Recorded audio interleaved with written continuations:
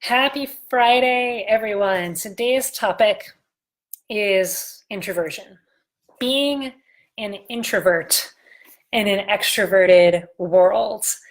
This is one of my favorite topics. Sometimes I feel like I say that all the time, and you're like, "Oh, Jen, seriously, they can't all be your favorite," but they can. They really can be. It's why I do what I do. They're all my favorite topics. It's why I'm here. It's why I'm a career coach for technical managers. Um, this one is a favorite topic of mine because long ago and far away, way back in 1995, when I was at Brandeis University and I was a psychology major, I had just declared that I was going to be a psychology major. Was pumped about it, and I took intro psych. That's what got me pumped about it. And then the first sort of specialty course that I took after intro psych was personality psychology. That is when I officially fell in love with psychology. So intro psych was like the introduction. Okay, this is awesome enough. I love it. I want to dive deeper into all of these topics, and it was very like it was up here. It was like, I'm going to do this. I'm going to learn psychology, and I'm going to be an expert. But when I took personality psychology, oh my God, it was like love it. It was like love at first sight all over again. Especially because I am a very self-reflective person.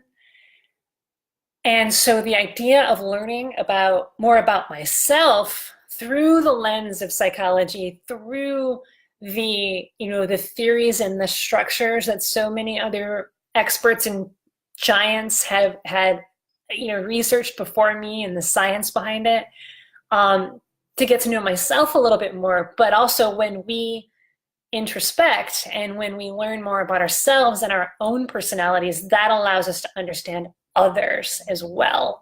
So this is one of the reasons why personality in general, but also the idea of introversion, extroversion is just fascinating to me. And this is absolutely a topic that's relevant to technical leadership and to transforming your career as a technical manager, because self-promotion, getting out there in the world, connecting with other people, having conversations with other people, that is the bread and butter of how you upgrade your career and really claim that dream career. If somebody were to ask me, well, like, okay, well, how do I upgrade my career? The answer is you have a series of conversations with people. That's what it boils down to, really, is having a series of conversations with people. Sometimes they're in person, sometimes they're over email, sometimes it's with just one person, sometimes it's with groups of people. But that's how you upgrade your career. And that's also, by the way, how you really become the best leader possible. But introverts are not people. Extroverts are the people, which is why, by the way, you see a lot of you see a lot of managers who maybe didn't even want to be managers or leaders to begin with, but because they're extroverts, they have naturally great people skills because of who they are as a person. That's where their energy is directed, is outward to people, to connecting with people. They may be just naturally better. People may perceive that they're naturally better at managing people than introverts are. So what I want to talk about is a shift that, if you're an introvert, a shift that you can make to really realize that, yes, I absolutely can evangelize my excellence, self-promote as a leader, and get rewarded for my efforts, and finally achieve career transformation, upgrade my career, and get paid what I'm worth as an introvert. And so I'll talk about the shift, but to preface it, is that we live in an extroverted world. Everywhere, whether on purpose or not, people, sometimes ourselves, are perpetuating this extroverted world culture with people who are people, the extroverts keep getting promoted, right? Even though they're terrible managers. Everybody has a story around that, right? I talk with people a lot of time about what I do, and a lot of times people bring up, yeah, there's a lot of folks who would be awesome managers, they just don't know how. But you know what? There's also a lot of people that don't know how to manage themselves out of getting out of a paper bag, right? They can't, spell manage, but yet somehow they ended up being a manager. And maybe they didn't want to. Maybe the only reason that they got promoted or got kind of strong-armed or battlefield promoted to being a manager is because they're extroverted, because they're people. That person is leadership material. And so, because we live in an extroverted world, we live in a world where we're like, you think like at work, like there's lots of examples like Thirsty Thursdays, and I've recently heard about a thing that I didn't realize was real, but it does actually happen apparently, sake bomb parties, and so like you're expected to go to these things, you're expected to hang out after work and socialize with people at work, and the people who go to these things are rewarded because now they have inside information, and get to have those conversations which are so essential that other people aren't having. But it's almost gotten to a point where it's like it's too much. What about us introverts over here? What about those of us who maybe don't always want to be going to every single work event, and we don't want to have to be expected to go to every single work event? That's cool if you want to go, but what about those of us who don't want to? And so we live in an extroverted world. And the one thing that I want to make absolutely clear is that, and I think there's more of an understanding of what the difference is between introversion and extroversion now than there was maybe like when I was in college, like way back in 1995, right? So maybe like 20 years ago, something. It's longer than that, isn't it? Oh gosh. All right, anyway, in the last 5 years or so, 10 years, the more and more conversations that I've had with people, the more people understand really what is the difference between introverts and extroverts. Because for the longest time, there was a positive connotation associated with being extroverted and a negative connotation associated with being introverted. And that's just not it at all, right? If you really dive in to the psychology behind it, the research behind it, the science behind it, and the theory behind it, it's not that it's good to be extroverted and bad to be introverted. It's simply a different way of being. It's simply a different identity. It's simply a different way of acting, of behaving, of feeling emotions, of connecting with the world. We're all different, and that's actually wonderful. That's a great thing. And so somebody who's introverted is not necessarily shy. Somebody who's introverted is not necessarily someone who never wants to talk to anybody ever. A lot of time introverts get labeled as mean because they don't like and just don't prefer to hang out with people. There's just so many negative labels that get associated with introversion. When really what it's about is where the difference between introversion and extroversion, really what it's about is where do you get your energy? And what depletes your energy more from a social standpoint.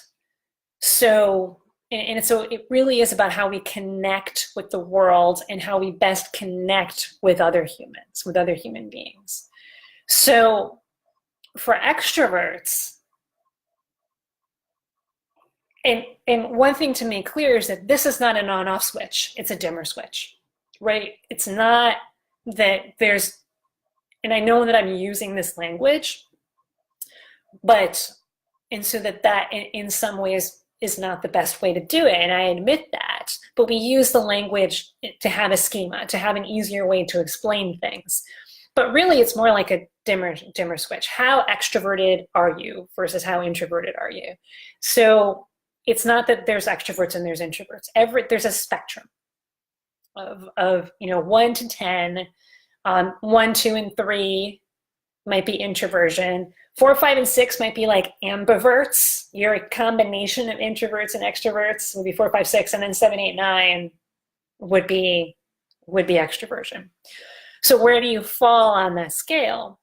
So people who tend to fall more on the side of the introversion side of the scale, I was about to explain extroversion, so let me do that first. People who fall on the side of the extroversion side of the scale get their energy from other people, from being out in the world and talking with others, from being around others. So if someone who is on the high end of the extroversion scale is feeling depleted, feeling low energy, feeling like, oh man, I'm kind of feeling down. What should I do? I want to pump myself up. They're gonna want to go out and have dinner with a friend or meet somebody for coffee, or even just like connect with somebody online if they have a quick chat, have a quick phone chat with somebody. And the idea of going to a party, yeah, oh great, I get to go to this party later. I'm so pumped even about the idea of going to this party and hanging out with all these great people. And the more that they're around other people, the more energized that they feel. This is where they get their energy from. Introverts, they get their energy from within. I fall definitely on the introversion side of things. So introverts like me, I get my energy from within myself, versus extroverts get their energy from other people. And so this has a lot of applications, and it shows up in a lot of different ways, including like for the introvert, like if I'm feeling low energy, the idea of going to a party is going to be like, no, I don't want to go, right? That's going to make me feel even more low energy. It's going to suck even more energy out of me. And so I can go to a party and I will interact with people, and I will even be nice to them if I want to. But the more that I do that, I'm going to feel more and more kind of energy drained throughout the evening, and then I'm going to want to leave. So it shows up that way, like what do I want to do to regain my energy? I want to self-reflect. I want to write in my journal. I want to read a book. I want to, read my mission statement. I want to, just chill out and veg with my own thoughts, and really do that. And that's how I'm going to feel more energetic. But it shows up in other ways too, in the sense because for extroverts, the energy is more outward focused and outward directed. In introverts, the energy is more inward directed, and that's where we get it. It's kind of like what we pay more attention to, how our view of the world is shaped. That for introverts like myself, our view of the world is shaped by first looking inward, mostly looking inward, being connected with our own thoughts and feelings and desires and beliefs. And that's where it starts, is within. And then we use that to sort of shape our understanding of the external world. Versus for extroverts, it's the other way around. It's your whole view of the world and shape of how things work is first based on what's going on out here with other people and connections with other people. And that informs your view of yourself. And again, one isn't right or wrong or better or worse off than the other, because you can see how there's this cycle of know thyself, knowing others, know thyself, knowing others, know thyself, knowing others. It's just sort of where is the main focus, the crux of the focus, and then how does it feed into the other thing and then into the other thing, and it's a cycle. So if that's what we're talking about when we say introversion and extroversion. But because when we live in an extroverted world where socializing and getting out there and networking and having conversation is what is rewarded, introverts can very often feel stuck. And one of the myths that continues to be perpetuated, and I don't know why or how we need to just squash this once and for all, is that introverts can't be leaders. That an introvert, there's no way that an extreme introvert can be an awesome leader. Not possible at all. That's just bullshit. It's absolute BS. Because I'm an extreme introvert, right? And I've built a successful business. And before I built a successful business, I was a leader on campus. And before that, I was a leader in very many other areas in my life as well. Was I the same? Did I look and act the same as, you know, some of the fast-talking extroverted leaders? No, absolutely not. And so here's the shift. I talked about the shift to make. Now that we understand what we're talking about when we're using the terms introversion, extroversion, living in an extroverted world. There's this myth that introverts can't lead. That's an absolute myth. Here's the shift. Everyone has the potential to be a great leader. And another way to look at that is that everyone has the potential to be a terrible leader.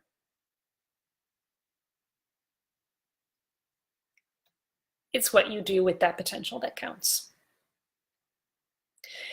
And when you look at it that way, you realize, let's say you're an introvert, and you see the other extroverts, they're getting promotions, they're getting paid more money, the leadership just comes so easily to them, and I can't do this.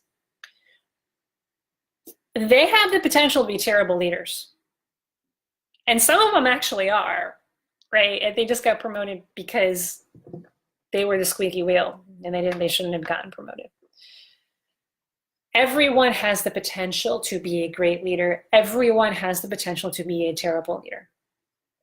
So whether you are an introvert, an extrovert, whether you're young, whether you're golden aged, whether you're white, black, brown, whether you're, if you want to talk about other personality profiles, a high D on the DISC profile, or whether you're a high S or C on the DISC profile, whether you're an INFJ in the Myers-Briggs, that's me, or whether you're an ENTP, everyone has the potential to be a great leader and to upgrade your career. It's what you do with that potential that counts. That means it's in your hands. It's in your hands. So then the question becomes, how do I do it? How do I tap into that potential to be a great leader? What do I do? And so those are the questions to be asking. And that's what we help our clients to do. So that once you realize this is what I want, this is the impact that I want to have, I don't care what anyone else is saying. You may have heard 100,000 times there's no way you can be a great leader because you're an introvert. But you say, yes, I can, watch me. And we'll show you how. We'll show you how to do it. So sometimes that's the case. Sometimes what happens though is that as an introvert, that self-promotion and networking and having a series of conversations is what's going to be necessary in order to upgrade your career. But because we live in an extroverted world and because your general tendencies are to not do those things because of your personality, you don't know how. You haven't built those skills. You haven't intentionally built those skills because it doesn't come naturally to you. So you need somebody else to show you that direction, to show you how to do it while you stay true to who you are, while you stay true to your personality, to your identity. You don't have to change it. But it can be hard to figure that out when it doesn't come naturally to you. So that's another way, that's another thing that we help our clients to do that are coming at it from that perspective. And sometimes it gets to the point of that there can be a feeling of shame associated with it. Especially, and I'm going to take a wild guess that you are because you're in this group and you're watching right now, especially if you are a high performer, you're highly intelligent, you're an awesome critical thinker, and you have had lots of great success thus far in your life, but yet, and you're, let's say, and say you're introverted as well, and yet you have not been able to figure out how to get to that next level in your career. And there can be a sense of shame, like, why have I not figured this out yet? Like, shouldn't I have been able to figure this out over the last 5, 10, 15, 20 years? And yeah, I'm an introvert and I know I should do all these things that go on and network. And you start shoulding yourself, right? The best way to go into shame is to start shoulding all over yourself, and we all do it. But it's how do we make that shift from the shoulds to I will. I will do this, not because somebody else is telling me this is what I should or shouldn't do, but because I want to. And it doesn't matter that it's taken me 5, 15, 20 years to figure it out. Now is all that matters. To make the decision now that it's time to upgrade your career, no matter how long you've been struggling for. That doesn't matter. The past doesn't matter. The past is the past. Draw a line. Today is the day you decide, I'm going to upgrade my career and I'm going to figure this out. And I'm not going to keep making the same mistakes that I have before. So that's why I'm going to talk to an expert. And that's what we're here for. We've had these conversations before. We've had conversations with hundreds at this point of technical managers and have helped hundreds of technical managers get unstuck, even though they have been stuck in their careers for so long. So if that's what you want, if you're ready to draw that line in the sand and say is enough, I am sick and tired of struggling in my career, I'm not going to should all over myself anymore, and I am finally going to realize that I do, even though I'm introverted, I absolutely have the potential to be an awesome leader. I just need the support and the systems and the strategies in order to get there. Book a call with our team today, thepeoplestack.com/talk. So we're going to talk about where you are right now in your career, like what's going on. And then we're also going to talk about what's been holding you back, including potentially not being able to really tap into your introvert superpowers, because being an introvert is a superpower, just like being an extrovert is a superpower, just like being a man or being a woman is a superpower, or being a certain age is a superpower, having a certain gender identity is a superpower. They're all superpowers, right? And yes, this is possible, but the problem is we get shamed into thinking that there's something wrong with us. But if we can all just embrace the fact that we are all superheroes, and let's figure out how to really tap into your unique power, your unique strength as a human. And that's what we're going to show you how to do on that call. We're going to talk about what that dream is. Right? So if you were to 100% be able to stand in your power, whether it's a divine, feminine, introverted, flowy woman, or whether it's a powerful, masculine, extroverted man, or whoever you are, how do you stand there with authenticity, with integrity, and say, I'm going to do this? When you're able to do that, what's the dream? If you were able to do that, what's the dream? What's the dream career? What does that look like? We're going to talk about that on the call as well. We're going to map out a plan. We're going to give you a step-by-step plan. And then it's up to you whether you want our help to implement that plan or not. But either way, it is absolutely going to be a clarity inducing, extremely valuable conversation. And one of the reasons why I'm talking specifically to introverts today is because, look,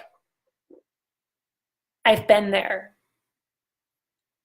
I've been down the hole of people telling me that, Jen, you're not going to be a leader. You're a great follower. You're a great team member. You're a great team player. Sometimes it's a little bit passive aggressive that way. Like, oh, you're a great team player, Jen. Awesome. I've always taken that as kind of a little bit of a passive aggressive comment because, like, what does that mean that I can't ever lead? Or like comments like, oh, your leadership style is interesting. Not what I would have expected, And it's like, it's working, right? But look, I've been there and I've been in the pit of despair and shame and I can't do this and there's no way that I can be an awesome leader because of who I am, because I'm a woman and I'm introverted and all this other stuff. I got out of there with help and with support. I got out of there and I claimed my power as a woman, as a leader, as an introvert. And we can show you how to do the same thing, no matter where it is that you're coming from, because everybody has their own unique story. And we're ready to help you embrace that story and embrace that personality and embrace that identity so that you can finally earn the rewards that you so deserve in your career and in your life. So book a call with our team today, thepeoplestack.com/talk. So have a wonderful weekend, everyone. I hope that this sparks some conversation between you and your loved ones about personality and getting along, because really, as I was driving home from the gym today, the thought that popped into my head was that life is really just about connection. It's about connecting with ourselves and knowing ourselves, but it's also connecting with others. The more that we connect with ourselves, the more that we can connect with others. And that's really what it's all about, is living life together, joyously, harmoniously, and making those beautiful connections. So that would be my hope and